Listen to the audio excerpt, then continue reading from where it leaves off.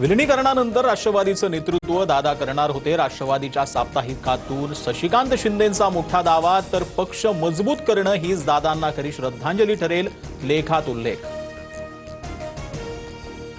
शशिकांत शिंदेंच्या लेखावर माझा आक्षेप, अदृश्य शक्तीच्या कारवायांमुळे दादा राष्ट्रवादीतून बाहेर पडल्याच्या दाव्यावर सवाल, तर जशास तसं उत्तर देणार, सुनील तटकरेंचा इशारा।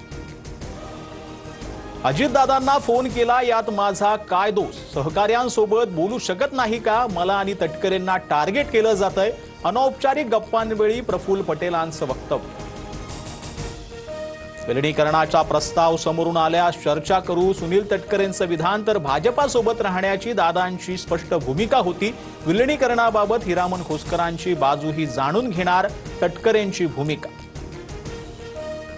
दादांच्या मृत्यूनंतर पवारांच्या पक्षाकडून माध्यमांसमोर विलिनीकरणाच्या चर्चा, आमच्याशी चर्चा केली असती तर भूमिका मांडली असती। आता विलिनीकरण होणार नाही, अनौपचारिक गप्पांवेळी पटेलांचं वक्तव्य।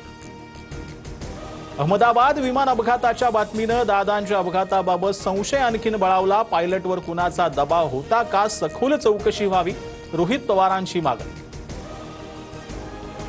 उरणमध्ये आमदार महेश पंतप्रधान कार्यालय आता सेवातीर्थमध्ये स्थलांतरित।